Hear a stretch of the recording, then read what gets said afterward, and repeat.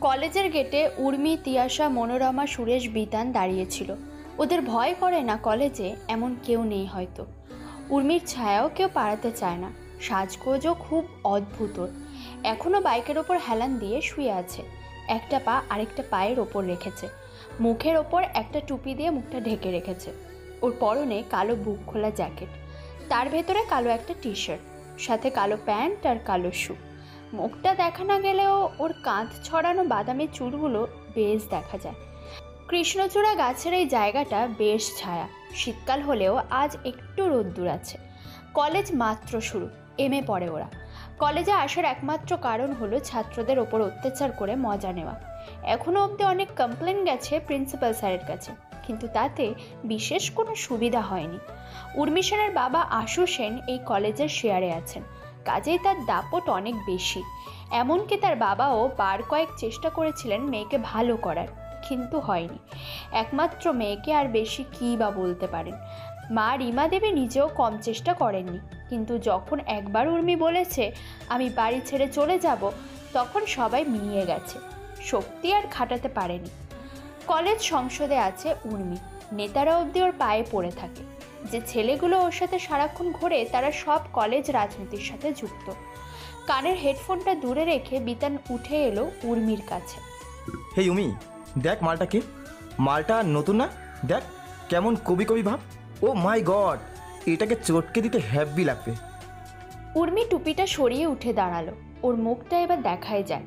খুব কম সাজগোজ করা মেয়েদের মধ্যে ওর নাম আগে রাখা উচিত। তবে বেশ সুন্দর। মাঝারি ফর্সা গায়ের রং, চোখগুলো বেশ টানা টানা, সরু ধনুকের মতো বাঁকা দুটো ভুরু, মাঝারি উচ্চতার নাক আর কিঞ্চিত পুরো ঠোঁট। কপালের বাম দিকে একটা কাটা দাগ। চোখের দৃষ্টি ঈগলের মতোই তীক্ষ্ণ। দুই কানে দুলছে দুটো কালো পাথরের দুল। উঠে দাঁড়িয়ে জিন্সের পকেটে হাত রাখলো। একটা সিগারেট বের করলো। তন্দ্রাভাবটা কাটিয়ে নিল আগে। ঠোঁটের মাঝে সিগারেট নিয়ে দুটো টান মেরে সেটা তর্জনী আর মধ্যমায় রেখে দিয়ে অলস সুরে বলল, ধুর, কাল রাতে করা পার্টির রেশ এখনো কাটেনি। কোথায়, কোন মাল দেখি? বলেই সামনের দিকে তাকালো। দেখলো মেরুন রঙের একটা সুতির পাঞ্জাবি পরে এক যুবক এদিকেই আসছে। বেশ ভদ্র তার মুখের ভাব। খুব ছোট ছোট করে রাখা দাড়ি, গোফ রাখেনি। চুলগুলো পরিপাটি করে ভদ্রভাবে চিরুনি করা। ফর্সা রঙের সাথে এই মেরুন রঙটা বেশ মানিয়েছে। চোখে দেওয়া মোটা নীল ফ্রেমের পাওয়ারি চশমা, পায়ের সাদা রঙের চামের জুতো আর সাদা কটন জিন্স পরা। এক কাঁধ থেকে অন্যদিকে কোমরের কাছে ঝুলছে জেন্টস সাইড ব্যাগ। ওদের এড়িয়ে যাচ্ছিল ছেলেটা। একটা শীষ মারল উর্মি। ওর পাশে থাকা সবাই হেসে ফেলল। এমন লোকদের চারপাশে যারা থাকে তারা অবশ্য তাদের বসের করা সমস্ত কিছুতেই হাসে। বসকে সান্ত্বনা দিতে আর তার কাছে থাকার লোভে তার মন চুকিয়ে চলার মধ্যে এটাও পড়ে। ছেলেটা একবার তাকালো, তারপর চলে যেতে লাগলো। এই যে বাংলা সিরিয়ালের বউ পাগলা হিরো, আমি আপনাকেই ডাকছি স্যার। ছেলে মেয়েরা আবার হেসে উঠল। কলেজ ক্যাম্পাস এই সময় ফাঁকা। বেশিরভাগ ছাত্র কলেজে, আর বাকিরা মাঠের দিকে কাজে। এখানে তেমন কেউ নেই। শুধু ডান দিকে থাকা ক্যান্টিন থেকে রান্নার শব্দ আসছে আর স্টাফদের কথা বলার শব্দ আসছে। ছেলেটা নিজের বুকের কাছে আলতো করে হাত রেখে বলল, আমায়? উফ, কি বাচন ভঙ্গি, কি দারুণ সুর। হ্যাঁ ডিয়ার স্যার, আসুন। ওরে, কে কোথায় আছিস? আসন পেতে দে। বিতান আর সুরেশ একটা স্কুটি টেনে সামনে রাখলো। বসুন স্যার। ছেলেটা অবাক হয়ে তাকালো, তারপর বলল, আমার সময় নেই, কোনো দরকার হলে অপেক্ষা করো, আমি পরে আসবো। মাল কি আজ নতুন? যুবক বিরক্তির সুর তুলে বলল, মানুষকে সম্বোধন করার জন্য অনেক কিছু আছে। মাল বলে যদি তোমাকেই ডাকি, তোমার নিশ্চয়ই শুনতে ভালো লাগবে না। আর হ্যাঁ, আমি আজ ফার্স্ট নই, কাল এসেছিলাম ফার্স্ট। তিয়াশা উর্মির কাঁধে হাত রেখে ঢং করে বলল, ও সোনা পাখি, তুমি কাল এসেছি, তাই তো? উর্মিকে চেনো না? কে উর্মি? তাকে চিনলে কি হবে, আর তাকে না চিনলেই বা কি হবে? খুব শান্ত কণ্ঠে বলে উঠল ছেলেটা। সুরেশ তার কাঁধে হাত রাখলো। সেটা তো তুই বুঝতে পারবি যখন আমরা কিছু করব। উর্মিকে সেটা সারা কলেজ জানে। আর বা তুমি জানো না? প্লিজ নিজের মুখকে সংযত রাখো। এইসব ভাষা নিজের বংশের পরিচয় দেয়। তোমার বংশের পরিচয় তুমি এইভাবে দিচ্ছ? তারপর কিঞ্চিত বিদ্রুপের হাসি হাসলো। অবশ্য পুরো গ্যাংকে দেখে আর কি আশা করতে পারি, এক একটার যা ছিরি। বিতান হাতের মুঠো শক্ত করে এগিয়ে আসতে লাগলো। দেখলি উমি, সাহস কত মালের। আসলে কাল তুই ছিলি না বলে এখন অবধি পরিচয় পর্ব হয়নি তো, সের জন্যই। চল আজ একটু ভালো করে পরিচয় পর্ব সেরে ফেলি। বল উমি, কি করবো ওকে?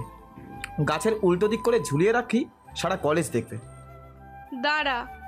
বলেই উর্মি হাত দেখিয়ে ওকে থামতে বলল।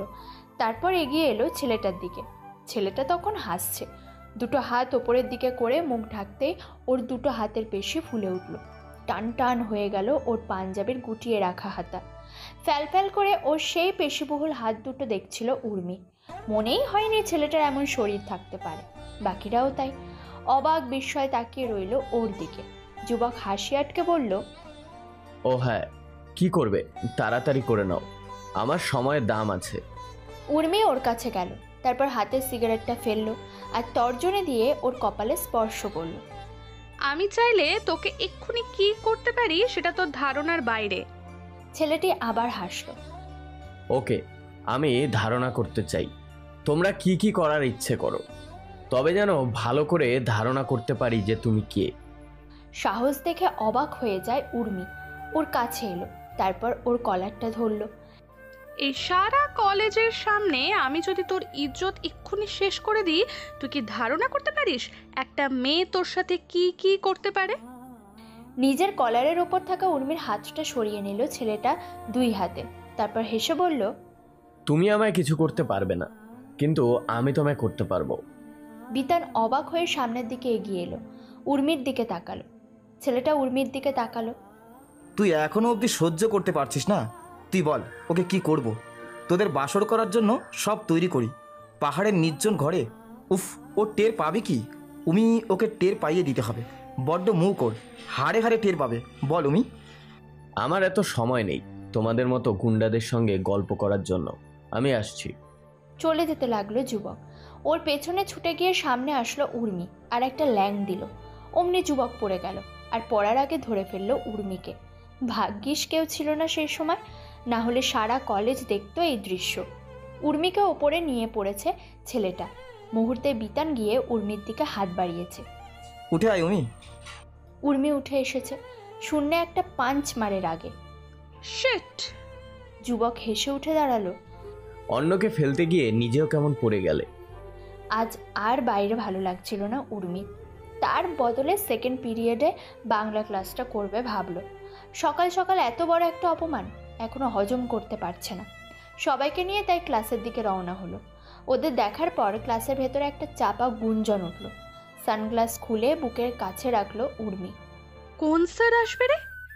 সে কোন নাকি নতুন একটা স্যার। মনোরমা উত্তর দিতে না দিতেই দেখলো ক্লাসের সবাই উঠে দাঁড়িয়েছে। Good morning sir. বসেই ছিল উর্মি।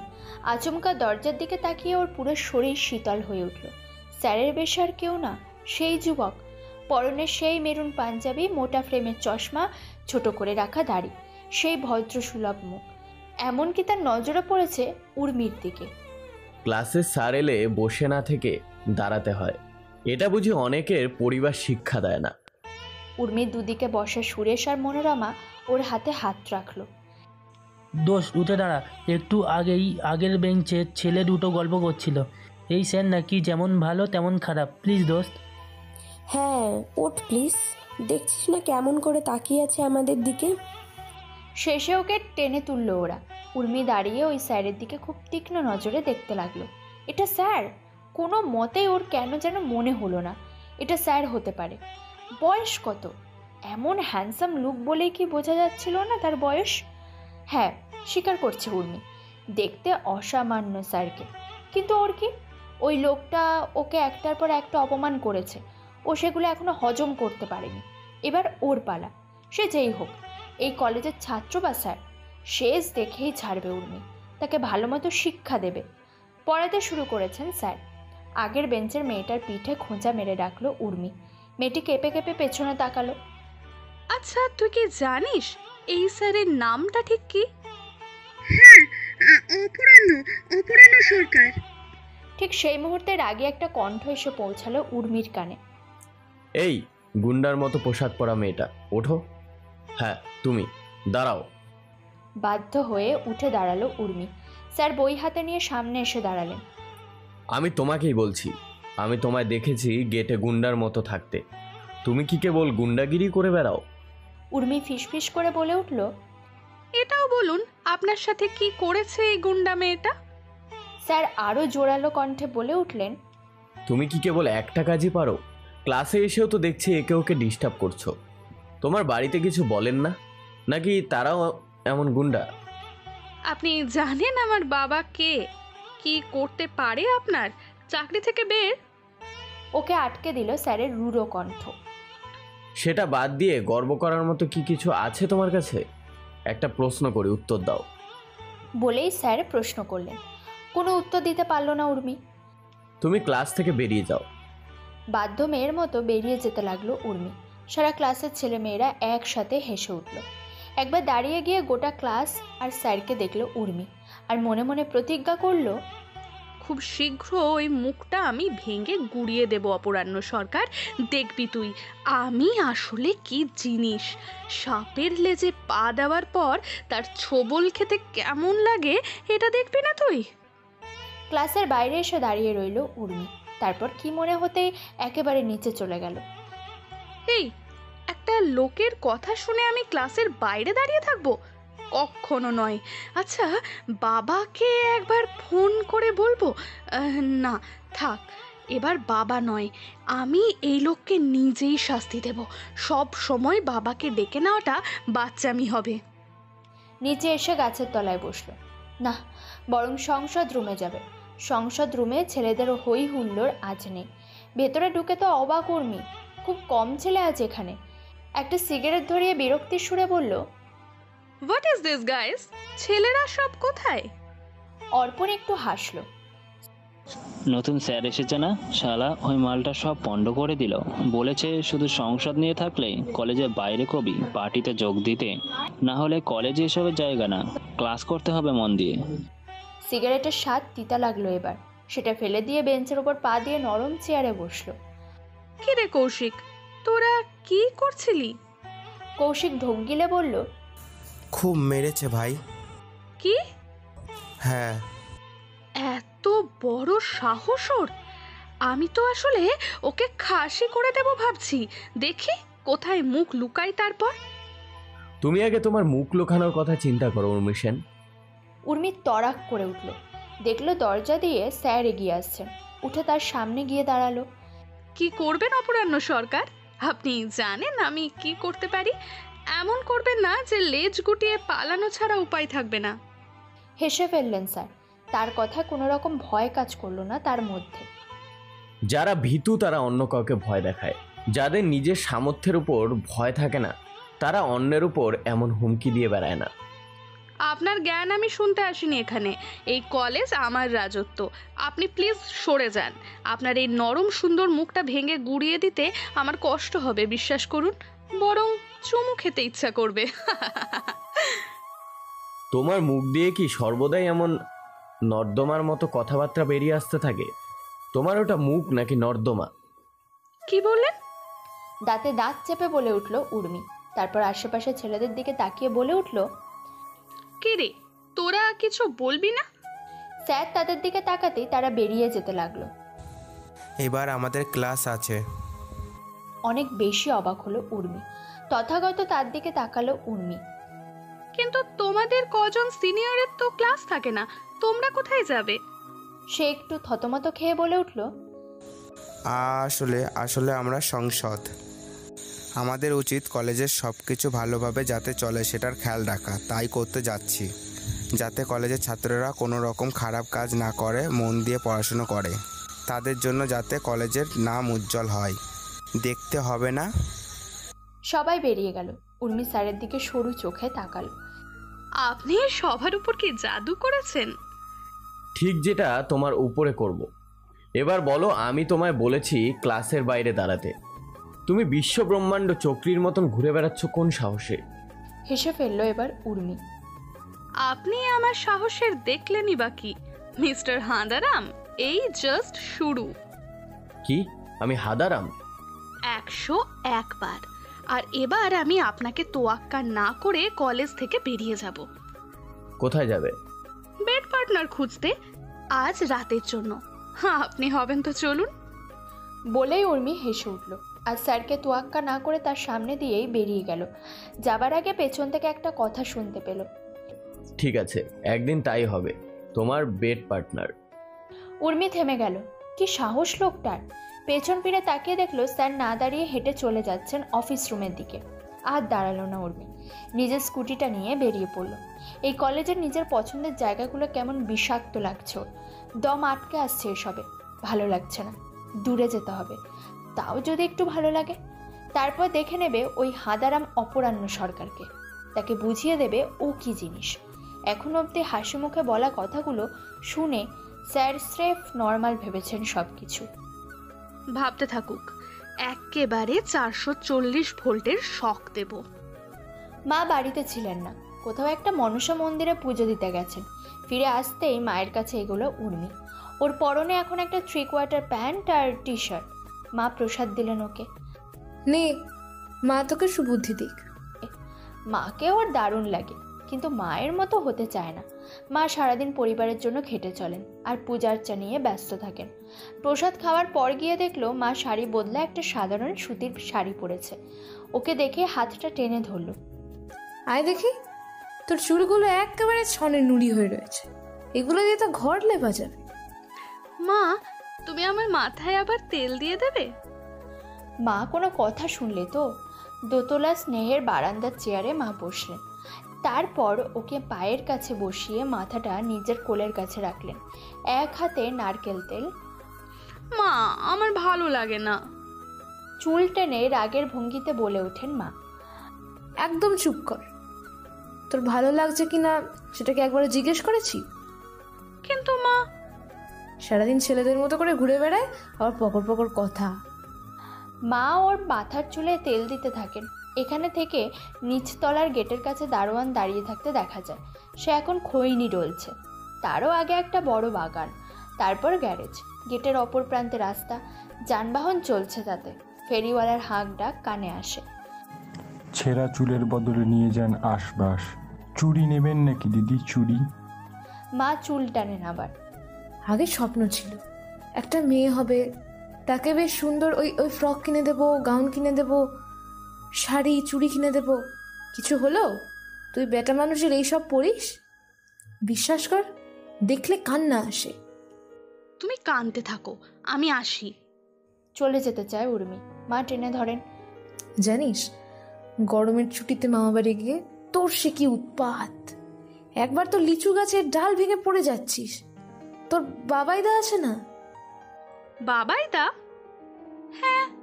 মা হাসে। ওই ছিল তোর খেলার সঙ্গী। দুজনে লিচু গাছের ওপর বসে লিচু খাচ্ছিস। জানিস, লোকে বলে দুপুরবেলায় গাছে ভূত থাকে। কে জানে কেন? হুট করে তুই পড়ে গেলি। বাবাইদাই তোকে শক্ত করে ধরে ফেলেছিল, নইলে অত নিচে থেকে পড়লে মরেই যেতাম, তাই না? তার চাইতেও বড় কথা, পড়লে নিচে বাবাইয়ের ছোট বোন হিয়ার পটির পরে পড়ে যেতিস। ওই মেয়েটা যেখানে সেখানে পটি করতো। তখন ও বছর 3-এর, ভাবতো ওর পটির ওপর তুই।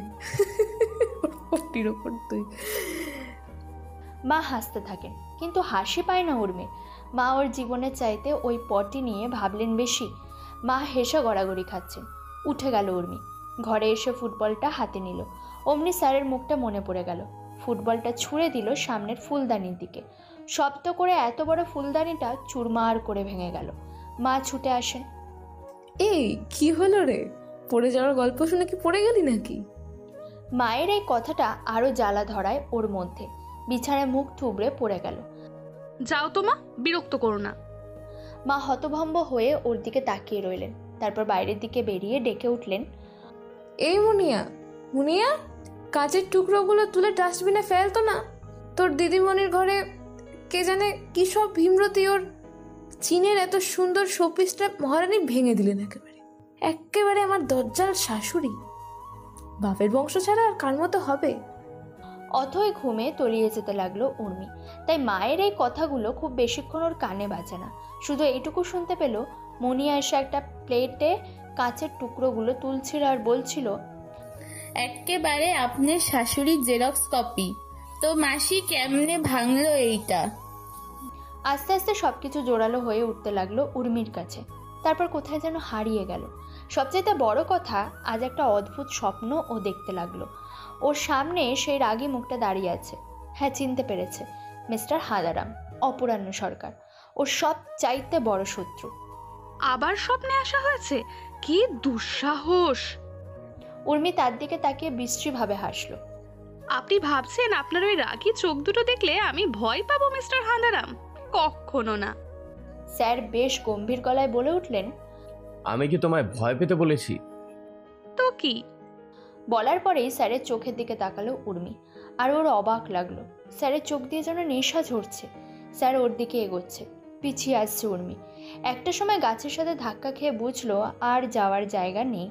স্যার ওর খুব কাছে পৌঁছে গেছে। ওর মাথার ওপর একটা হাত গাছের সাথে চিপকে রাখলো। স্যারের গায়ে কি দারুণ একটা ঘ্রাণ। স্যার আরেকটা হাত ওর কাঁধের ওপর রাখলেন। আমি কি তোমায় ভয় পেতে বলেছি? তোমার ওই মায়াবী দুটো চোখ আমায় পাগল করছে উর্মি। উর্মির আগে বিহ্বল হয়ে যায়। তারপর তার দিকে তাকিয়ে বিরক্তিকর কণ্ঠে বলে উঠল, I hate you, I hate you. তখনই কি একটা হলো, কেঁপে উঠল চারিদিক। স্যারও কেঁপে উঠলেন। পড়ে যাওয়ার আগে শক্ত করে ধরে ফেললো উর্মিকে। উর্মি দুই কাঁধে হাত দিয়ে ওকে শক্ত করে ধরেছে উর্মি। চিৎকার করে বলে উঠল উর্মি, আপনার সাহস তো কম নয়। কিন্তু লাভ হলো না। আরও শক্ত করে ওকে স্যার ধরলেন। তারপর ও চোখের দিকে তাকিয়ে বললেন, এত কিসের তারা তোমার? উর্মি ছটফট করতে থাকলো, কিন্তু লাভ কিছু হলো না। স্যার ওর চোখের দিকে তাকিয়ে ওকে বুকে লেপটে ধরলেন। আর তারপর নিজের ঠোঁট দুটো উর্মির ঠোঁটের উপরে এনে রাখলো। উর্মি আতঙ্কে খুব জোরে একটা চিৎকার করে উঠল, বাঁচাও! হয়েছে কি উর্মি? মা এসে পাশে বসেন, ওর হাতের ওপর হাত রাখেন। উর্মি চিৎকার করে উঠে বসেছে। এমন একটা দৃশ্য ওর কাছে এমন ভয়ঙ্করই বটে। ফোনটা করলো মনোরমাকে। হ্যালো মনোরমা। হেঁটে হেঁটে ছাদে এসে দাঁড়ালো উর্মি। টবে থাকা গাছগুলোকে স্পর্শ করে করুণ কণ্ঠে বলে উঠল উর্মি, স্যার আবার কোনো কালো জাদু করেনি তো? কেন, কি হলো? স্বপ্নে আমি স্যারকে দেখলাম, আর যে আমার ঠোঁটের ওপর ঠোঁট রেখে চুমু খাচ্ছিল। একটু হকচকিয়ে গেল মনোরমা। তারপর ভীত কণ্ঠে বলে উঠল, তুই কি এতক্ষণ ধরে স্যারকে নিয়ে কল্পনা করে গেছিস? তোর মাথা খারাপ মনোরমা। কল্পনা না করলে মানুষ কিভাবে কাউকে স্বপ্নে দেখে? অবিশ্বাস্য।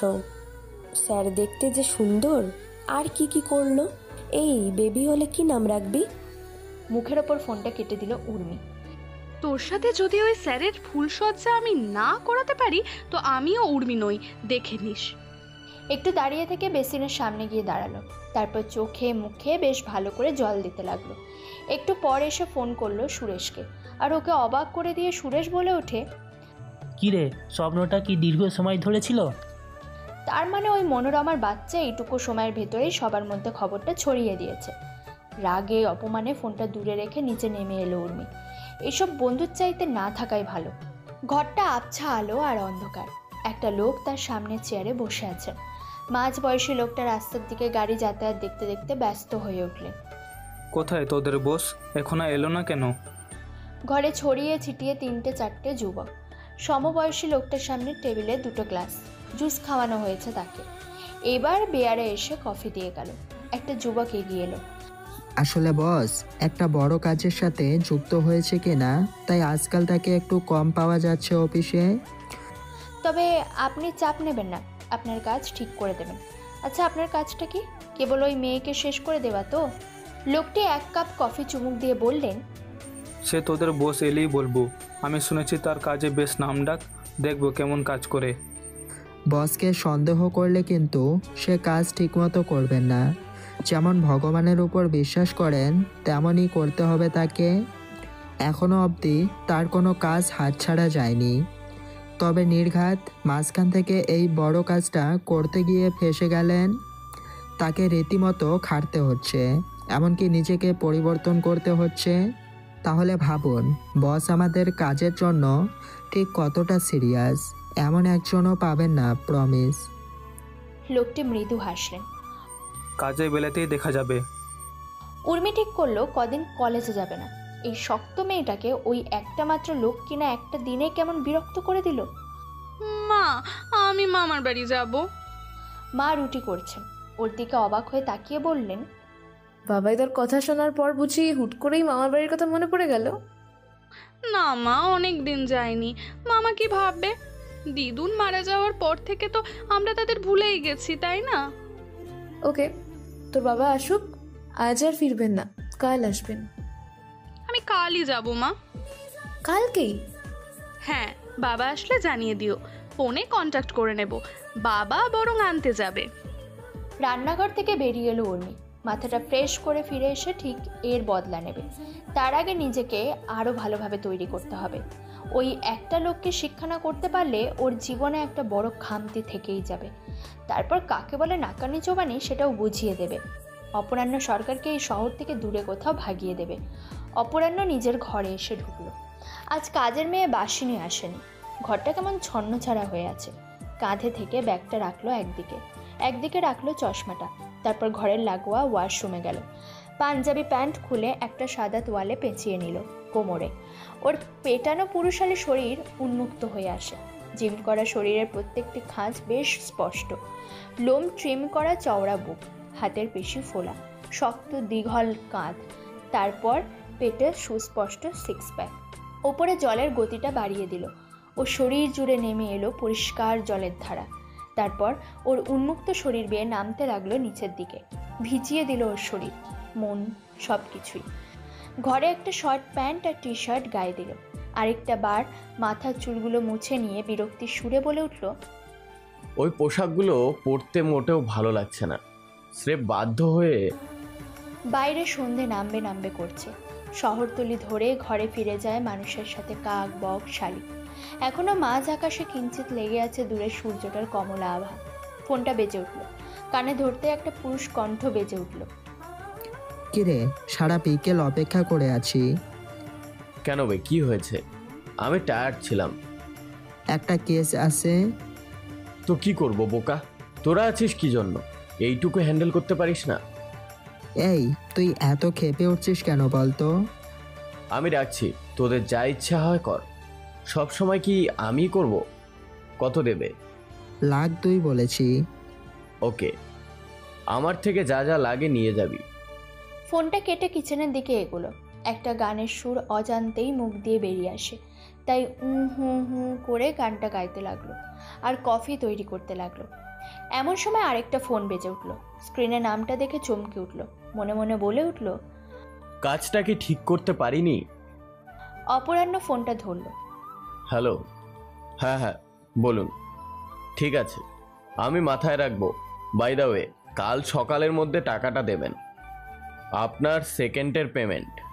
হ্যাঁ, চাপ নেবেন না। পরদিন স্নান সেরে ওয়ার্ড্রবের সামনে গিয়ে দাঁড়ালো অপরাহ্ন। ওর মাথা থেকে চুইয়ে জল পড়ছে খোলা কাঁধের ওপর। সেগুলো পিচ্ছিল শরীরে পড়ে স্লিপ করে পড়তে লাগলো নিচের দিকে। পরনে কেবল একটা তোয়ালে। জানালার ফাঁক দিয়ে আসা মেদুর সূর্য কিরণ এসে গায়ে লাগে। বিন্দু বিন্দু জলের ফোঁটার ওপর সূর্যলোক পড়ে চিকচিক করে ওঠে। কি মনে পড়তেই আগে টেবিলের দিকে এগোলো। পারফিউমটা নিয়ে ভালো করে খোলা শরীরের ওপর স্প্রে করলো। তারপর আবারও ওয়ার্ড্রোবের সামনে গিয়ে বের করে আনলো একটা ধূসর রঙের পাঞ্জাবির সাথে লাইট জিন্স। কালকে চঞ্চলী ম্যাম বলছিলেন, আপনি তো সিনেমার হিরো হতে পারতেন, আপনাকে দারুণ লাগে। আয়নার সামনে বসে চশমাটা পরে নিজেকে দেখলো। ধূসর রঙের পাঞ্জাবির বুকের 5টা বোতামের মধ্যে একটা খুলে দিল। পাঞ্জাবির ওপর একটু গাঢ় ধূসর রঙের ডিজাইন করা, বেশ মানাচ্ছে ওকে। একটু হাসলো নিজেই। আজ আবার একই জায়গায় গিয়ে দাঁড়াতে হবে। তারপরও ওই মেয়েটাকে সামনে দাঁড়িয়ে ওকে ভয় দেখাতে হবে। এই মেয়েটার জন্য গোটা কলেজের ক্ষতি। আমি একটা দিনে বুঝতে পেরেছি ওই মেয়েটা ঠিক কতটা ক্ষতিকারক। ট্যাক্সি থেকে নেমে গেটের দিকে এগোলো। তারপর অবাক হয়ে বলে উঠল, আজ এখানে ওদের বাইকগুলোও নেই, যে মেয়েটাও নেই। কি জানো নামটা? হ্যাঁ, উর্মি, রাইট। কোথায় গেল? ওর বন্ধুরা অবধি নেই। কৃষ্ণচূড়া গাছের নিচটা আজ ফাঁকা। কেমন যেন লাগছে, নাকি মেয়েটা একদিনেই ভয় পেয়ে গেল। কিন্তু ওকে দেখে তো মনে হয় না ও একদিনে এমন সোজা হয়ে যাবে। ব্যাপারটা কি আসলে? আর একটু এগিয়ে গেল অপরাহ্ন। একটা জটলা লেগেছে সামনের দিকে, বেশ ভিড়। স্যার ম্যামরা অবধি ছুটে আসছে। কি হলো আবার ওখানে? একজন মাঝবয়সী লোকের কণ্ঠ শোনা গেল। এরপর থেকে আর কখনো যেন কেউ সাহস না করে আমার মেয়েকে চিঠি দিতে, না হলে তারও এমন পা ভেঙে দিব।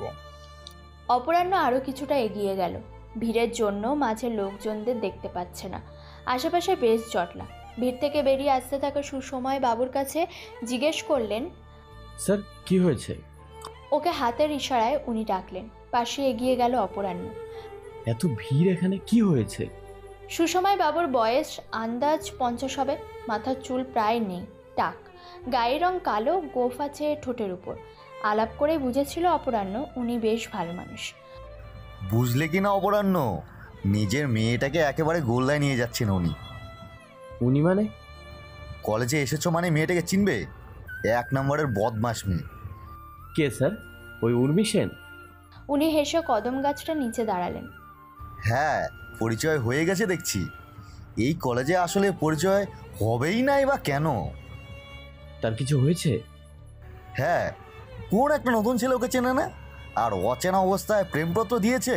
ব্যাস, উর্মি নিজেই ওকে হ্যান্ডেল করতে পারত, কিন্তু কলেজে নাকি তার বাবা স্পাই রেখেছেন, নাম করা বিজনেসম্যান আশু সেন।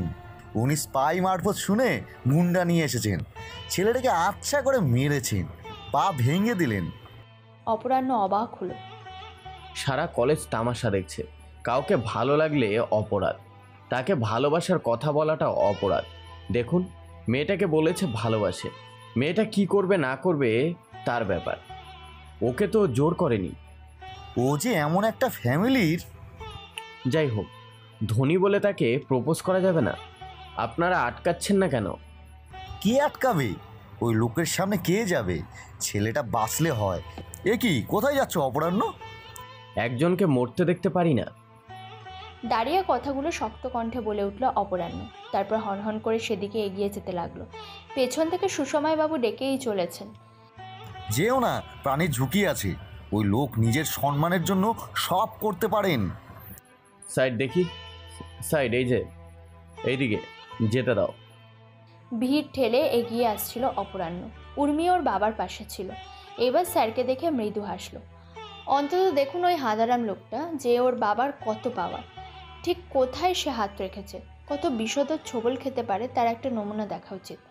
অপরাহ্ন দেখলো ঘাসের ওপর রক্তাক্ত একটা ছেলে মুখ বুজে পড়ে আছে, তার পাশে কতগুলো গুন্ডা। ওর কাছে গিয়ে ঝুঁকে বসলো অপরাহ্ন।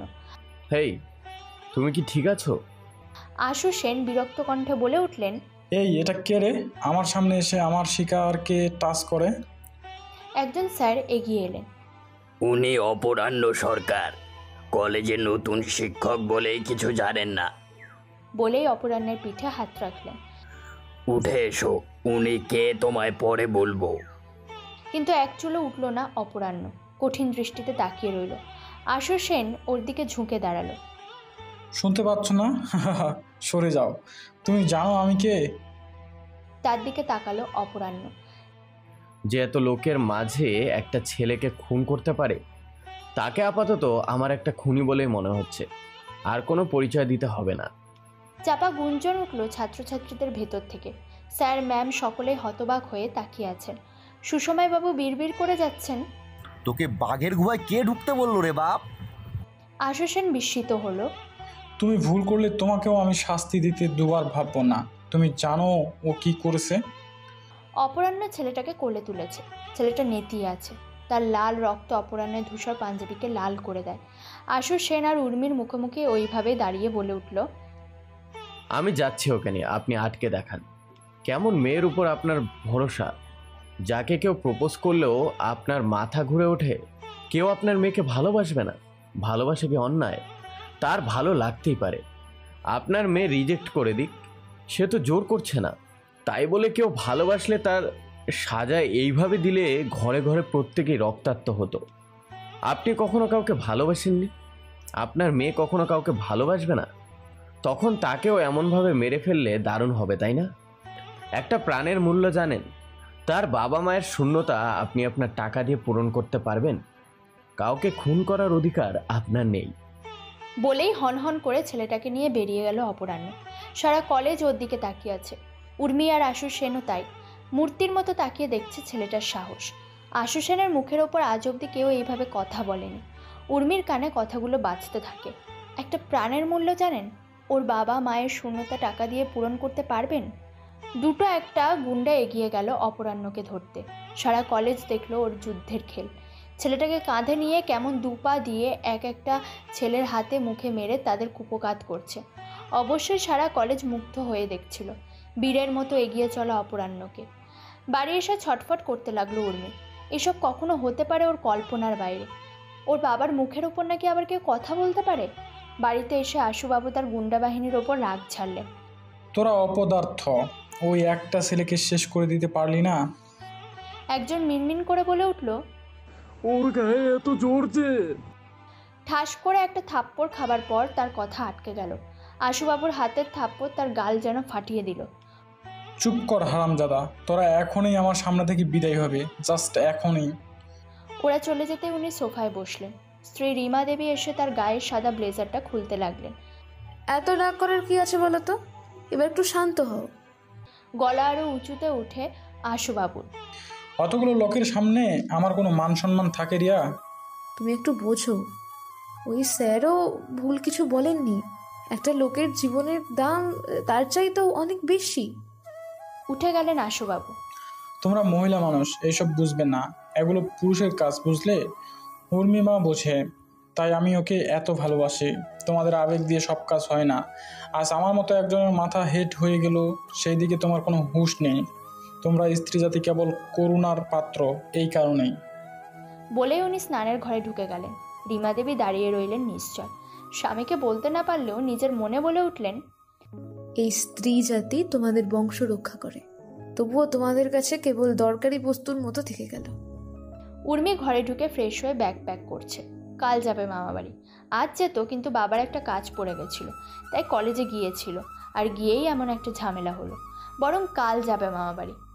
এই কলেজে আর যেতে ইচ্ছা করছে না। ওই একটা অপরাহ্ন সরকার এসে ওর জীবন কেমন এলোমেলো করে দিল। তুই একবার যাবি না উর্মি? মায়ের কথায় হুঁশ ফিরল উর্মি। তাকিয়ে দেখলো মা দরজার কাছে দাঁড়িয়ে আছে। কোথায় যাব মা? মা ওর হাতটা এসে ধরলেন। তোর বাবাকে বলবি না আমি যেটা বলছি। কিন্তু কথাটা কি মা? একটা ছেলে তোর জন্য এমন মার খেলো। তুই একবার ভাব, ও জীবন মরণের সাথে লড়াই করছে।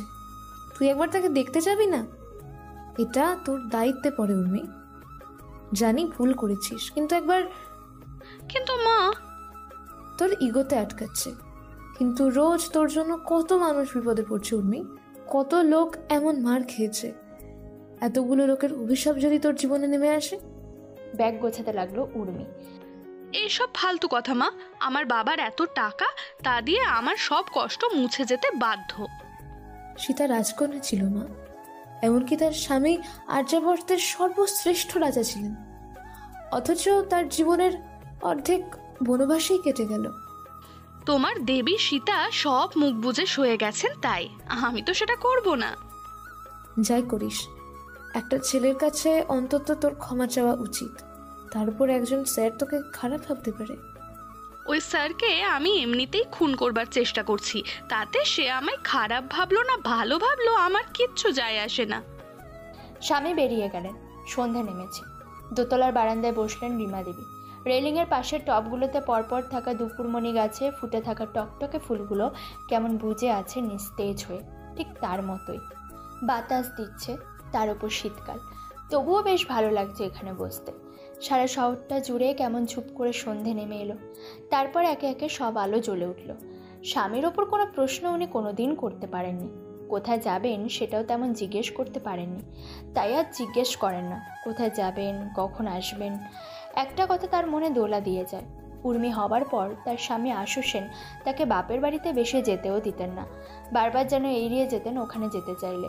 একদিন জিজ্ঞেস করেছিল রিমা দেবী, তুমি কেন যেতে দিতে চাও না? মেয়েকে খুব ভালোবাসো বলেই কি? কিন্তু ওরও তো মামার বাড়ি যেতে ইচ্ছে করে, বলো। বিরক্তি নিয়ে বলেছিল সেদিন আশু সেন, তুমি জানো সন্তান যেই সমাজে থেকে বড় হবে ঠিক সেটাই তার মাথায় দোলা দিতে থাকবে, আর তেমনই সে হতে থাকবে।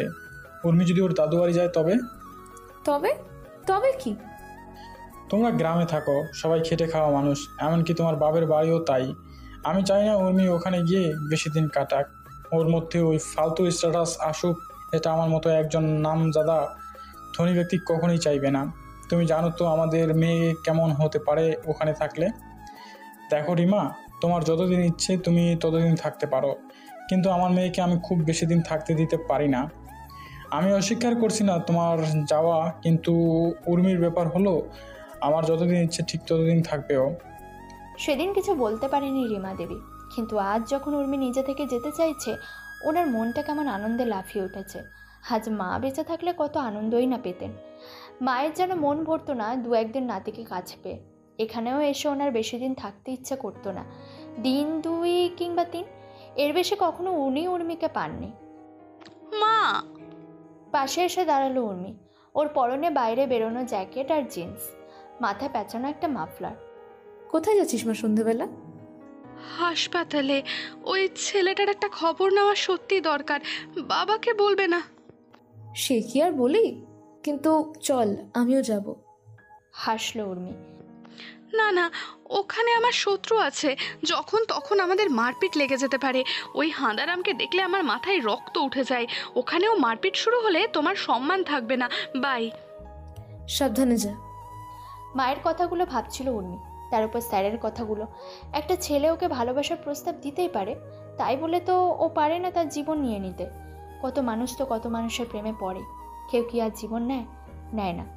উর্মির অন্তত তার একটা খবর নেওয়া উচিত। ব্যাগের ভেতরে কয়েক হাজার টাকাও নিয়েছে, কিছুটা সাহায্য হিসাবে দিয়ে আসবে। যতটা মার খেয়েছে তাতে তাকে চিকিৎসা করতে অনেক খরচ হতে পারে।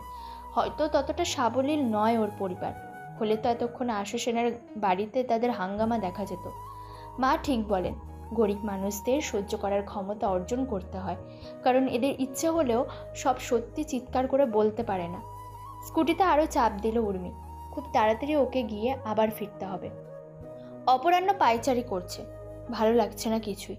ছেলেটা গরিব পরিবারের, ওর বাবা একটা জুতো কারখানার লেবার, তার মা আর বাবার একমাত্র সন্তান এই শিলাজিৎ নামের ছেলেটা। কোন কুক্ষণে যে এমন একটা মেয়েকে ভালোবাসতে গিয়েছে কে জানে, তা আবার মাত্র ফার্স্ট ইয়ারে পড়ে। ওর ফিলোসফি অনার্স, পড়াশোনাতে বেশ ভালো ফলো করেছে। তারপর ধূপগুড়ি থেকে শিলিগুড়িতে এসেছে পড়াশোনা করতে। এখানে এখনও ভাড়া বাড়ি পায়নি, তাই বাড়ি থেকে যাতায়াত করতে হচ্ছে। আপাতত তার চিকিৎসা করার জন্য সমস্ত টাকা দিচ্ছে অপরাহ্ন। পে করে অর্ধেক দিয়েছে আর অর্ধেক তার বন্ধুকে আনতে বলেছে। নার্সিং হোম ছাড়া উপায় ছিল না। সরকার গরিবদের জন্য যে সরকারি হাসপাতালগুলো খুলে রেখেছে, সেগুলোর বেশিরভাগ জায়গায় ডাক্তার অনীহার সাথে রোগী দেখেন। একজন সন্তান জন্ম দেওয়া মায়ের ওপরেও কি কম কষ্ট দেয়? হাসপাতালে শুয়ে শুয়ে চিৎকার করতে থাকা সেই সন্তান সম্ভবা স্ত্রীকে নার্সিং হোমে নিয়ে এলে খুব দ্রুত সেই হাসপাতালের ডাক্তারই তার সেবা করেন মন দিয়ে। যেখানে টাকা, সেখানেই ভালোবাসা বেশি। হ্যাঁ, অনেক হাসপাতাল আর ডক্টর ব্যতিক্রম আছে বইকি, কিন্তু ওর সাহসে কুলায় না। এখনও তার বাবা মায়েরা কাঁদছে, তাদের দেখে অসহায় লাগে অপরাহ্নের কাছে। এখনও অবধি মনে হয় যেন ঠিক হয়ে যায় শিলাদিত্য। অনেকবার আমতা আমতা করে ওর জ্ঞান ফিরেছে, চোখ মেলার শক্তিও নেই। বাবা মায়ের আশার প্রদীপ যেন বাতাসে কাঁপছে, যখন তখন নিভে যেতে পারে।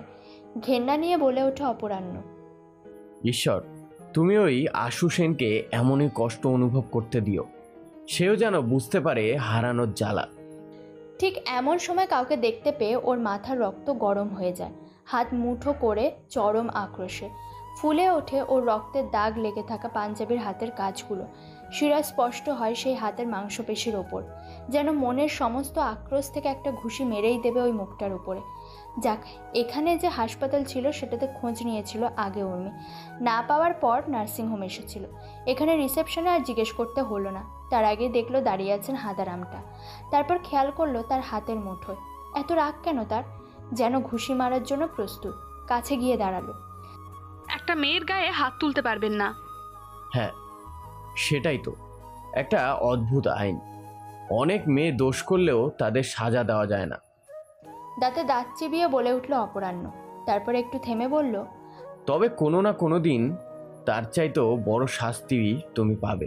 গায়ে হাত না দিয়েও তোমায় শাস্তি দেব। আমার বাবার লোকেরা তোমায় পিস পিস করে তিস্তার জলে ভাসিয়ে দেবে, মনে রেখো। বাই দ্য ওয়ে, আমি এখানে ঝগড়া করতে আসিনি। বলেই গলাটা একটু নামিয়ে নিল উর্মি। মাথা ডান দিকে হাত বুলিয়ে শান্ত কণ্ঠে বলে উঠল, আমার জন্য ওর অনুশোচনা হয়েছে। আমি জানি ও ভুল করেছিল, কিন্তু তার উত্তর আমি দিতে পারতাম। এইভাবে ওকে মারা ঠিক হয়নি। আমি কি কিছু হেল্প করতে পারি? স্যার, আপাতত আপনিই ওর গার্জিয়ান। প্লিজ আমার কিছু টাকা রাখুন, আর একবার ওকে দেখতে চাই। অপরাহ্ন হেসে ফেলল। তোমাদের মা মেয়ের ধান্দা আমি বুঝি না। আচ্ছা, তোমাদের পুরো গোষ্ঠী কি ডাকাত? এখনো অবধি তোমার মাকে দেখিনি। উনি নিশ্চয় স্বামী আর মেয়ের জন্য বাড়িতে বসে ডাকাতকালীর পূজা করেন। উনি নিজেও কি ডাকাত রানী? আসলে এখনো অবধি ওনার দর্শন মেলেনি। হয়তো এবার আসবেন আমায় মারার হুমকি দিতে। উর্মির হাতের মুঠো শক্ত হয়ে এলো। দাঁতে দাঁত চেপে বলে উঠল, আমার মাকে নিয়ে আর একটাও বাজে কথা বললে আমি আপনাকে পুলিশে দেব। আমার মা পৃথিবীর সেরা মা, তাকে নিয়ে আমি কোনো কথা শুনতে চাই না। হাসলো অপরাহ্ন। ঠিক আছে, তবে বেরিয়ে যাও এবার। হয়তো ওকে মারার কোনো প্ল্যান করবে এবার। ওকে দেখার ছলে শেষ করার পরিকল্পনা করবে। তোমার বাবা কোথায় লুকিয়ে আছে? হাতের মুঠো শিথিল করলো উর্মি। তারপর ব্যাগটা থেকে টাকা বের করলো। কতগুলো টাকার বান্ডিল হাতে নিল। ঝুঁকে যেতেই মাথার চুলগুলো মুখের উপর পড়ছিল। সেগুলো আবার কানের পাশে গুজে টাকাগুলো স্যারের দিকে ধরলো। প্লিজ, তবে এইটুকু নিন। আমার ভেতরে ভীষণ গিল্ট ফিল হচ্ছে। আমি সত্যি বলছি, আমি একা এসেছি। আমার মায়ের কথা শুনে আমি আমার ভুলটা বুঝতে পেরেছি। হেসে ফেললো আবার অপরাহ্ন। তুমি যদি না যাও তবে ঘাড় ধাক্কা দিয়ে বের করে দেব। একটা ছেলের জীবন এই টাকা দিয়ে ফিরিয়ে আনা যায় না। এই যে মিস্টার হাঁদারাম, আপনি কি নিজেকে খুব মহান ভাবছেন? যাই ভাবি, সেটা আমার কাজ। আমার পথে আসবেন না। হাসলো এবার উর্মি। পথে তো কবে এসেছি আপনার, আর সেটা আপনিই করতে বাধ্য করেছেন। আমি আপনাকে চিন্তামো না। উর্মি সেন কোনো পাতি স্যারের কথা ভাবে না, কিন্তু আপনি নিজে আমার পথে এসেছেন। এটা হাসপাতাল। আমি চাই না এমন একটা জায়গায় সবার সামনে তোমার অপমান করি। আর লোকজন এখানে তোমার মতো পায়ে পা দিয়ে ঝগড়া করতে আসেনি। তাদের দুশ্চিন্তা আছে। আর তুমি যদি এই জায়গাটা এক্ষুনি ছেড়ে না যাও, তো আমি কিন্তু এমন কিছু করব যেটা তোমার আর তোমার ডাকাত বাবার সম্মানে বিঁধবে। চোখের জল যেন ছলছল করে উঠল উর্মি। আর সেটা এই স্যারকে দেখাতে চায় না বলেই হনহন করে বেরিয়ে এলো ওখান থেকে। অপরাহ্ন চলে যাওয়ার দিকে তাকিয়ে রইল। ফ্লোরের ওপর কেমন খটখট জুতোর শব্দ তুলে বেরিয়ে যাচ্ছে মেয়েটা। রিমা দেবী খাবার তৈরি করছিলেন। এমন সময় ফোনটা বেজে উঠল। কানে দিয়ে শুনল সেই মেয়েলি হাসিটা।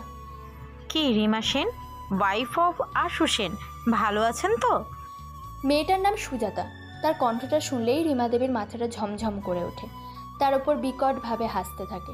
দেখেনি রিমা দেবী, তবে আন্দাজ করতে পারেন ওই 30-এর কাছে হবে। কি চাই তোমার? বারবার ফোন করো কেন এইভাবে? যে স্বামীর উপর তোমার এত অন্ধের মতো শ্রদ্ধা, সে আজ কোথায় আছে তাও কি তুমি জানো? আটা বেলনটায় আটা চেপে ধরলেন রিমা দেবী। তাতে তোমার কি? কি বলে তোমায় এমন খবর নিতে দিতে? আমার ভাল লাগে মিসেস সেন, জানেন। আর সে কি করছে এখন? মদ খেয়ে সুন্দরী কম বয়সী মেয়েদের গায়ে ঢলে পড়ছে। উফ, তার পোশাকে না জানি কত মেয়ের লিপস্টিক লেগে থাকে। ওয়াশ করার সময় দেখেন না, নাকি দেখিও না বোঝার ভান করতে থাকেন? ফোনটা কেটে দিলেন রিমা দেবী। শরীরটা এখন আর জ্বলে না। যাদের টাকা আছে তারা নাকি সবই করতে পারে। রিমা দেবী হাসেন। আমরা একা এসেছি, একাই যাব। কারোর ওপর আদৌ কি অধিকার দেখাতে পারি আমরা? কে আমাদের? কেউ কি আপন? জন্মের আগে আর মৃত্যুর পরে কে কোথায় যাব তার ঠিক নেই। কিন্তু উনি কাঁদেন। কাজের মেয়েটা দেখে, সেটা বোঝে। শুধু দামি শাড়ি আর গয়নার ভেতরে তার উজ্জ্বল মুখের ছায়াভাবটা আর কেউ দেখতে পারে না। খুব কম মানুষ আমাদের অন্ধকার দেখতে পারে। মানুষ তো অন্ধকার দেখতে ভালোবাসে না, তাই সে আলো দেখে, আমাদের হাসি দেখে, দুঃখ না। রিমা দেবী তো দুঃখ বিলাসী। তার গভীরে অবধি কেউ পৌঁছাতে পারেনি। হয়তো পেরেছিল কোনো কালে কেউ একজন, তারপর তাকে আর পাননি কোথাও না। জীবনের বাঁকে কত লোক যুক্ত হয়, তেমনি কত লোক হারিয়েও যায়। জীবন তাদের খোঁজ করে না খুব একটা, কারণ তাকে যে এগিয়ে যেতে হয়। থেমে গেলেই যে তাকে অচল বলা হবে। মহানন্দা নদীর তীর, দূরে শহরের বাতিগুলো নির্বিকার দাঁড়িয়ে আছে। নদীর জলের ওপর চাঁদের জ্যোৎস্না খেলছে। ব্রিজের ওপর চলছে গাড়ির সারি। নদীর অন্য প্রান্তে একটা শিব মন্দির, ওখান থেকে মৃদু গানের সুর ভেসে আসছে। তার নিচে টিলার উপর বসে আছে উর্মি। অপমান আর লজ্জা ওকে ঘিরে ধরেছে। রাতও হয়েছে। একটা মেয়ে এই নদীর তীরে থাকাটা সেফ নয়, কিন্তু উর্মি বাড়ি ফিরতে চায় না এখন। বিতান আর সুরেশকে একসাথে কনফারেন্স করলো। বেশ কড়া দেখে একটা মাল নিয়ে আসবি তো, টাকা আমি দেব। একটু পরেই ওর কাছে এসে বসলো বিতান আর সুরেশ। অনেকদিন পর মদ খাবি, কিন্তু বাড়ি গিয়ে ডান্স করতে করতে না খেয়ে আজ এখানে যে বড়। সুরেশ মদের ছিপি খুলল। এই অন্ধকার আর নির্জন আজ কেমন যেন ভালো লাগছে। দেখো নদীর ওপর কেমন জ্যোৎস্না পড়েছে। বিতান হাসলো। আজকাল বুঝি মহিলা কবি হয়ে যাবে উমি? বাহ, বেশ হবে। উর্মি ওর মাথায় একটা চাটি দিল। স্টপ ননসেন্স, এসব আমার কাজ নয়। আচ্ছা বলো তো, টাকা দিয়ে কি সব হয় না? বলেই কয়েকটা ঢোক মদ গিলে নিল উর্মি, তারপর বাকিদের দিল। এভাবে ওরা খেতে থাকে পরপর। আবার শেষ হলে প্রথমজন। বিতান একটা পাথর জলের ওপর ছুঁড়ে দিল। টুপ করে শব্দ হলো। জায়গাটায় চাঁদের প্রতিচ্ছবি কাঁপছে। দূরে কি একটা রাত জাগা পাখি রাখছে কুইক কুইক কুইক কুইক করে। তারপর বলল, হ্যাঁ রে উমি, টাকা দিয়ে সব হয়। পৃথিবীতে টাকা দিতে হয় না এমন কিচ্ছু নেই। শুধু একটা ওহ বলল উর্মি। তারপর হেলতে দুলতে উঠে দাঁড়ালো। চিৎকার করে উঠল, অপরাহ্ন সরকার, আমি এই টাকা দিয়েই আপনাকে নিঃস্ব করে দেব একদিন। সেই কথাগুলো নদীর চারদিকে প্রতিধ্বনি হতে লাগলো। ফিরে ফিরে যেতে লাগলো এদিক সেদিক। দূরের পাখিটা আবার ডাকছে। গাছের ওপর কি একটা পাখির ডানা ঝাপটাচ্ছে। বিতান আর সুরেশ ওর দিকে তাকিয়ে থাকে। এর আগে কেউ ওর সারা মস্তিষ্ক জুড়ে এভাবে প্রভাব বিস্তার করতে পারেনি। অন্তত একদিন সময় নিয়েছে তাকে পিষে শেষ করে দেওয়ার জন্য। অথচ এবার 2 দিন হয়ে গেল ওর মস্তিষ্ক জুড়ে সেই একটাই নাম যেন তোলপাড় করছে, অপরাহ্ন সরকার। মা অবাক হলেন উর্মিকে দেখে। কিরে, তুই দেখি ঢুলছিস? তুই তুই কি মদ গিলেছিস? সোজা হয়ে দাঁড়ানোর চেষ্টা করে উর্মি। মুখে হাসি এনে বলল, না তো মা। ওর চোখের পাতা বারবার লেগে আসে, তবুও নিজেকে সাধারণ দেখানোর চেষ্টা করে। মা আরেকটু এগিয়ে আসতেই বুঝতে পারেন মদ খেয়েছে। ঝংকার দিয়ে উঠলেন, তুই আবার মদ খেয়েছিস উর্মি? কত বাজে তুই! উর্মি মাকে কিছু বলতে যাবে, ঠিক এমন সময় বাবা আশু সেন সামনে আসে। তুমি এইসব বুঝবে রিমা? তুমি তো বড় হয়েছো অভাবে অনটনে। যাদের টাকা আছে তারা কেবল 3 বেলা ভাত গেলে না, তাদের শখের অনেক জিনিস থাকে। আয় তো মা, তোর মা অনেক ব্যাকডেটেড, তুই আমার সাথে চল। রিমা দেবী দাঁড়িয়ে থাকেন। আশু সেন কখনো নিজের কুরুচি স্বীকার করেন না। উনি নিজেদের দোষ ঢেকে রাখার জন্য সমস্ত বড়লোকের এক তালিকায় রেখে খুশি থাকেন। কাজের মেয়েটার সাথে খেতে বসেন রিমা দেবী। আর একটু আলুর দম নে না। জোর করেই ওকে খাওয়ান রিমা দেবী।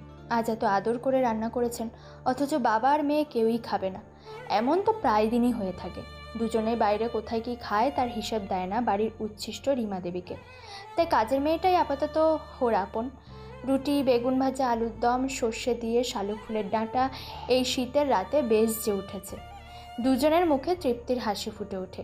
বাড়ির বাকিরা এইসব জঙ্গল খেতে ভালোবাসে না। রিমা দেবী কাজের মেয়েটাকে দিয়ে নিয়ে আসেন। নদীর জলে নেমে মেয়েটার দাদা শালুক ডাঁটা তোলে। মেয়েটা মিষ্টি হেসে বলে, মাসি তোমায় শাপলা। রিঙ্কু মেয়েটা অনেক ভালো। ওর হাতে 100-2 টাকা দেন রিমা দেবী। মেয়েটা হেসে বলে, এগুলো এত দাম না গো মাসি। অনেক খেটেছিস নিয়ে আসতে, ভালোবেসে দিলাম। রিঙ্কু চলে যায়। মেয়ের ঘরে ঢোকেন রিমা দেবী। টাকাটা দিলি তারপর তাকে? শুয়েছিল উর্মি, উঠে বসে বলল, না মা, উনি আমায় যা নয় তাই অপমান করেছেন। ও বলে বেরিয়ে যান রিমা দেবী। মেয়ের কথা উনি জানেন, কি বলতে কি বলেছে তার ঠিক নেই। এমন একজন স্যার কখনো এই মেয়েটার থেকে টাকা নেবে যদি আবার সে অপমান করে? স্বামীর ঘরে আসতেই দেখেন উনি বসে আছেন, দু চোখে কেমন হায়নার মতো দৃষ্টি। রিমা দেবী ওয়াশরুম থেকে রাতের পোশাক পরে আয়নার সামনে এসে বসেন। ভালো করে চুল চিরুনি করে খোপা করলেন। তাড়াতাড়ি এসো। স্বামীর কণ্ঠে উনি অবাক হলেন। পেছনে তাকিয়ে দেখলেন এখনো ঘুমোননি লোকটা। পাশে এসে ব্ল্যাঙ্কেট গায়ে নিলেন। আজ খুব ক্লান্ত, ঘুম পাচ্ছে খুব। চোখ বুঝতেই বুঝলেন কেউ তার মুখের ওপর মুখ এনেছে। সেই মুখ থেকে কড়া মদের গন্ধ আসছে। চোখ মেলে তাকাতেই দেখলেন আশুবাবু তাকিয়ে আছেন কড়া চোখে। ঘুম পাচ্ছে গো আমার। ওনার কোনো কথা উনি গ্রাহ্য করলেন না। তারপর 2 হাত ওপরের দিকে চেপে ধরে গলায় ঠোঁট রাখলেন। তারপর তার ওপর চড়ে নিলেন আর দাঁত দিয়ে দাগ বসিয়ে দিতে ব্যস্ত হলেন রিমা দেবীর বুক আর গলার কাছে। আমি আজ খুব উত্তেজিত আছি রিমা। আর তুমি বলেছো কিনা ঘুম পাচ্ছে। ডার্লিং, কি করে হয় এটা? আমার আদর তুমি অগ্রাহ্য করে ঘুমাবে? শারীরিক মিলন, তার ভেতরেও যে ভালোবাসা থাকে সেটা আশু সেনের মতো লোকেরা জানে না। এই একটা কথা রিমা দেবী খুব ভালোভাবে জানেন। হ্যাঁ, ভালোবেসেও দুটো শরীর এক হতে পারে, আর যেই মিলনের সম্মতি থাকে না, ভালোবাসা থাকে না, সেটাকে ওনার ধর্ষণ বলে মনে হয়। পরদিন আশুবাবু মেয়েকে নিয়ে বেরিয়ে পড়লেন। বেরোনোর আগে রিমা দেবী মেয়েকে জড়িয়ে ধরলেন। তাড়াতাড়ি ফিরে আসিস মা, আর ওখানে অন্তত নিজেকে একটু কন্ট্রোল করিস প্লিজ মা। আমার এইটুকু কথা অন্তত রাখিস। উর্মি হাসল। অবশ্যই মা, ওটা আমার মামার বাড়ি। ওখানে কলেজের মতো এত নতুন নতুন ছেলে মেয়ে পাবো না মজা করবার জন্য। তিস্তা নদীর পাড়ে গ্রামটা।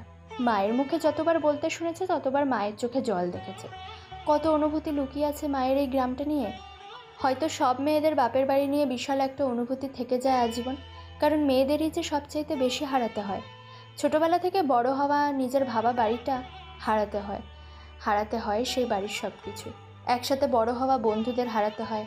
জীবনের কোন বাঁকে তাদের সাথে দেখা হয় তার ঠিক নেই। মেয়েদের বন্ধুত্ব মানে জীবনের অর্ধেকের বেশি সেটা স্মৃতি রোমন্থন করে বেড়ানো। একবার সংসারে পড়ে গেলে তার সাথে আর কখনো দেখা হয় না। বাবা ওকে গাড়ি থেকে নামিয়ে দিয়ে বেরিয়ে গেলেন। মামা বাড়িতে নেই, দাদাও নেই। মামি চা করতে চাইলেন, কিন্তু বাবা কাজের অজুহাতে বেরিয়ে গেলেন। বাড়িটা দেখতে লাগলো উর্মি। চারদিকে 4টে ঘর, তার অর্ধেক দেওয়াল পাকা আর অর্ধেক টিন। চালের ওপর লেগে আছে আম গাছের একটা হেলানো ডাল, তারপর সুপুরি গাছের সারি, পাশে নারকেল গাছ, কাঁঠাল গাছ। হরতকি গাছে একটা কাঠঠোকরা কাঠ কাটছে, তার শব্দ হচ্ছে। মামি জ্যোতি দেবী ওকে জাপটে ধরলেন। কতদিন পর এলি মা, ভালো আছে তোর মা? হ্যাঁ মামি, বলেই হাসলো উর্মি। গ্রামের লোকগুলো সবাইকে কেমন বাবা মা বলে ডেকে আপন করে ফেলে। এটা ওকে মা বলতেন, সত্যিই তাই। তবে ওর এই টাইট জিন্স আর টপ পরা দেখে অনেক বাচ্চা বড়রা উকি ঝুঁকি মেরে দেখে পালালো। কেউ বা এগিয়ে এসে বলছে, কারা গো বাইরে মা? আমাদের দিদির মেয়ে গো। ও মা, রিমার মেয়ে, কত বড় হয়ে গেছো সেরি। প্রণাম করে উর্মি। মা ওকে বলেছেন এই কটা দিন অন্তত নিজেকে সামলে রাখতে, তার মায়ের যাতে অসম্মান না হয় খেয়াল রাখতে। লোকগুলো হেসে আশীর্বাদ করেন। বড় হও দিদিভাই, বাপ মায়ের মুখ উজ্জ্বল করো। বাবা ওকে অনেক কিছু কিনে দিয়েছেন, বিশেষ করে কয়েক রকম মিষ্টি, দই, ঝুরি ভাজা ইত্যাদি। সেগুলো মামির হাতে দিয়েছিল। তারপর হাত মুখ ধুতে যায় কলের পাড়ে। ফিরে দেখে সবাইকে একটু একটু করে দিয়েছেন মামি। সকলের একটা পবিত্র হাসি ভরা মুখ। অবাক করে উর্মিকে। সবাই মিলে ভাগ করে খাওয়ার আলাদাই একটা মজা আছে, সেটা এখানে না এলে জানতোই না। গ্রামের লোকগুলো সত্যি অদ্ভুত সরল। সেটা না হলে গ্রামের কারোর সাথে কারোর রক্তের সম্পর্ক না থাকার পরেও কিভাবে এমন ভাগ করে খেতে পারে? অনেক দিন এই বাড়িটা থেকে দূরে আছে ওরা। এই গ্রাম্য জীবনে কিছু নেই ভেবে কখনো ইচ্ছে হয়নি ওর ফিরে আসতে শৈশবে সে হাসি খুশি মাখানো দিনগুলোতে। আশুবাবু বেরিয়ে গেছেন অফিসে। আপাতত রিমা দেবী একলা বাড়িতে। আয়নার সামনে বসে তৈরি হচ্ছেন। একটা নীল আর গোলাপি রঙের শাড়ি পরে আঁচল ঠিকমতো পিন করে নিলেন। তারপর একটা খোপা করলেন শক্ত করে। গলার ফাঁকা জায়গাগুলোতে ফর্সা নরম অংশে কেমন লাল দাগগুলো ফুটে উঠেছে। কাল রাতের পৈশাচিক অত্যাচারের কথা মনে পড়তে লাগলো। তারপরে একটু হাসলো, জোর করেই হাসলো। এ বুঝি নিজের ভাগ্য লেখা বিধাতাকে হারিয়ে দেবার জন্যই হাসলেন। ওনার নিষ্ঠুর কলমের দাগে লেখা তার জীবনের কঠিন মুহূর্তগুলো তাকে ভেঙে দিলেই বুঝি বর্তা পুরুষ জিতে যাবেন, আর উনি চান নিজে জিতে যেতে। একটা মোটা হার গলায় পড়লেন। এদিক সেদিক তাকিয়ে দেখলেন সেগুলোর কিছুটা ঢেকেছে কিনা। তারপর আঁচলটা টেনে বুকের ওপর রেখে বাকিটা সামলে নিলেন। ব্যাগের ভেতরে নিলেন কতগুলো টাকার বান্ডিল। তারপর মৃদু হেসে বেরিয়ে এলেন। রাসবিহারী, আমায় একটু নিয়ে চল। চোখটা লেগে এসেছিল অপরাহ্নের। রাতে ঘুমোতে পারেনি। এখনও বা কোথায় চিন্তামুক্ত। সব টাকা তো এখনও জোগাড় করতে পারেইনি। ছেলেটার বাবার মা খুব চিন্তায় আছে। তাদের আর চিন্তা দেয়নি অপরাহ্ন। ও নিজেই জোগাড় করেছে বলে কথা দিয়েছে, কিন্তু এখনও জোগাড় করতে পারেনি। না হলে ওনারা চিন্তা করবেন, টাকা জোগাড় করার জন্য হন্যে হয়ে ঘুরবেন বলে আর বলেনি অপরাহ্ন। এমন সময় একটা গলার স্বর তার তন্দ্রাভাব কাটিয়ে দিল। বাবা, তুমি অপরাহ্ন সরকার, কলেজ টিচার? অপরাহ্ন চোখ মেলে তাকালো। ঘুম ভাবটা উড়ে গেল। সামনে দাঁড়ানো মহিলার মুখটা বেশ মায়াবী, সাজগোজও ঠিক মায়ের মতো, দেখে মনে হচ্ছে সম্ভ্রান্ত পরিবারের, অথচ চোখে মুখে বিন্দুমাত্র অহংকারের চিহ্ন নেই। আপনাকে তো ঠিক চিনলাম না বলেই আমি উঠতে যাচ্ছিলাম। মহিলা হেসে বললেন, না উঠতে হবে না, বসো। বলেই নিজে বসে পড়ল তার সামনের চেয়ারে। আমি কিন্তু তোমায় তুমি করেই বলছি, বয়সে তুমি আমার ছেলের মতোই। সে ঠিক আছে, কিন্তু আপনি কে? রিমা দেবী মাথা নিচু করে বললেন, হয়তো পরিচয় পাওয়ার পর আমার সাথে তোমার কথা বলতে ইচ্ছেই করবে না। অবাক হলো অপরাহ্ন। আমি কাউকে কখনো ঘেন্না করি না, আপনি বলতে পারেন। বলেই সতর্কভাবে মহিলার দিকে তাকিয়ে অপরাহ্ন বলে উঠল, এই এক মিনিট, আপনি কি আশু সেনের স্ত্রী? আমি জানতাম বাবা আর মেয়ের পর ঠিক এবার তার মাও আসবে। রিমা দেবী 2 হাত একবার সামনের দিকে করে বলতে যাচ্ছিলেন, কিন্তু শোনো। ওনাকে আটকে দিল অপরাহ্ন। উঠে দাঁড়িয়ে অন্যদিকে তাকিয়ে বলে উঠল, আপনি ফিরে যান, আমি আপনাদের ঘেন্না করি। কিন্তু আমি আশু সেনের পরিচয়ে আসিনি, উর্মি সেনের পরিচয়ে আসিনি, একজন মায়ের পরিচয়ে এসেছি। আর একজন মায়ের মন কলুষিত থাকে না অপরাহ্ন। আমি কোনো অহংকার নিয়ে কিংবা কোনো জেদ নিয়ে তোমার সামনে আসিনি। মহিলার কথা বেশ শান্ত আর শীতল। অপরাহ্নকে একটু হলেও সেই শীতলতা গ্রাস করলো, কিন্তু ও নিজের তেজ কমিয়ে বসলো না, দাঁড়িয়েই রইল। মহিলা উঠে ওর সামনে দাঁড়ালো। আমি তোমায় সহানুভূতি দেখাতে আসিনি, আমি একজন মায়ের কর্তব্য করতে এসেছি। প্রত্যেক মায়ের মন সন্তানের জন্য তো চিন্তিত থাকে, আর ওই ছেলেটা আমার কাছে সন্তানের মতো। কিন্তু আমার মনে হচ্ছে তুমি আমার উপর রুষ্ট, ঘেন্না করো আমায়। তাই আমি চাই না এমন সময় তোমায় বিরক্ত করি। আসি তাহলে। উনি চলে যেতে লাগলেন। অপরাহ্ন তার কথাগুলো ভাবছিল। এনাকে বেশ অন্যরকম লাগছে। এনার সাথে উর্মি আর তার বাবার অনুভূতি মেলে না, কিন্তু নিজের ব্যক্তিত্ব যেন তাকে বাধা দিচ্ছে। উর্মি সেন আর আশু সেনের কাছে হেরে যাবে না তো এনার সাথে মিশে গেলে? যদি ইনিও তাদের পাত্তানো কোনো ফাঁদ হয়, যদি নম্রতা দেখিয়ে ওকে ফাঁদে ফেলার চেষ্টা করা হয়। মহিলা চলে যেতে লাগলেন। অপরাহ্ন বুঝতে পারছিল না কি করা দরকার। প্রিয় শ্রোতা বন্ধুরা, গল্পটির প্রথম পর্ব এখানেই শেষ করা হলো। গল্পটির দ্বিতীয় পর্ব দেখতে আমাদের SMS স্টোরি চ্যানেলে চোখ রাখুন। দেখা হচ্ছে পরবর্তী এপিসোডে। ততক্ষণ ভালো থাকবেন, সুস্থ থাকবেন। ধন্যবাদ।